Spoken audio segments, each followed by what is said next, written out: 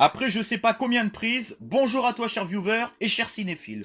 Aujourd'hui je vais m'attarder sur un nouveau film de science-fiction dystopique avec le film Anon, réalisé par Andrew Niccol. Le cinéma de science-fiction dystopique fait la part belle dans le paysage cinématographique depuis plus de 90 ans, exactement depuis 91 ans. Le number one dans le genre a été Metropolis en 1927, un sous-genre de la science-fiction qui traite de beaucoup de sujets de notre société. Certains films du genre sont même devenus réalité aujourd'hui ou va le devenir très prochainement. Je suis un admirateur de ce genre de films, surtout depuis les sagas pour ados comme Hunger Games, Le Labyrinthe ou la série The 100, qui s'intitule en VO The 100. Par contre, au niveau des classiques du genre, j'en ai pas vu beaucoup pour faire mon propre opinion.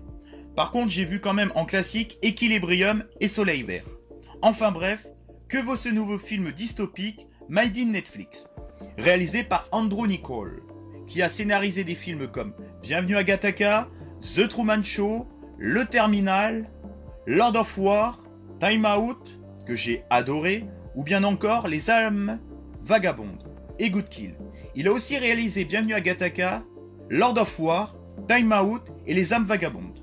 Le mec a quand même du vécu concernant le cinéma. C'est pas un branquignol de 3ème classe. Alors je donne sans tarder mon avis sur le nouveau film de ce monsieur qui s'intitule Anon. Alors pour faire simple, j'ai bien aimé ce film. Faire une dystopie sur l'anonymat en empiétant totalement sur la vie privée des concitoyens était une idée de génie, avec une originalité de scénario incontestable. Le scénario de base est vraiment bien pensé, avec de bonnes idées de mise en scène. Une enquête policière captivante, avec un rythme entraînant qui permet aux spectateurs de ne pas s'ennuyer. Le film se permet quelques moments politiquement incorrects. Il y a beaucoup de sexe et de violence. Niveau action, il y en a peu, mais l'action tient la route. J'ai bien aimé aussi l'atmosphère et l'univers du film. Niveau effet de style, pour le côté science-fiction, joue beaucoup sur le regard et la vision. J'ai trouvé que les effets de style étaient bien travaillés et bien pensés.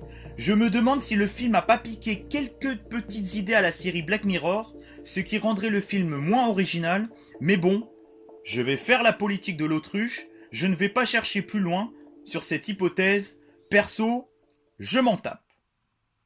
Sinon la musique aussi est entraînante. Pour que je m'en rende compte, c'est que vraiment ça doit être le cas, je suis pas le spectateur le plus sensible à ce genre de détails. Mais ça reste quand même très important, et ça je le sais.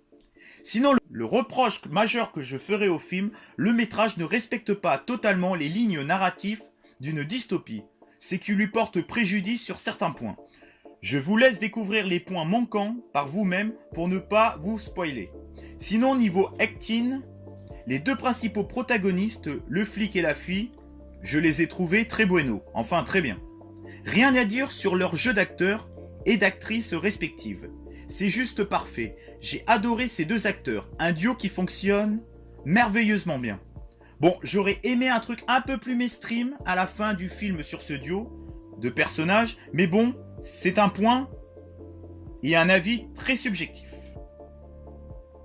Clive Owen et Amanda Seyfried sont parfaits. Le reste du casting, d'autres critiques en parleront mieux que moi. Sinon ma critique va durer trop longtemps. Ce film est une bonne surprise, sauf la ligne narrative dystopique qui n'est pas totalement aboutie. Alors, ma note objective concernant ce film, je mettrai 15 sur 20. Et ma note subjective sur ce film, je mettrai 16 sur 20. A plus pour un prochain Écoute-moi. Et toi, tu en penses quoi de ce film ?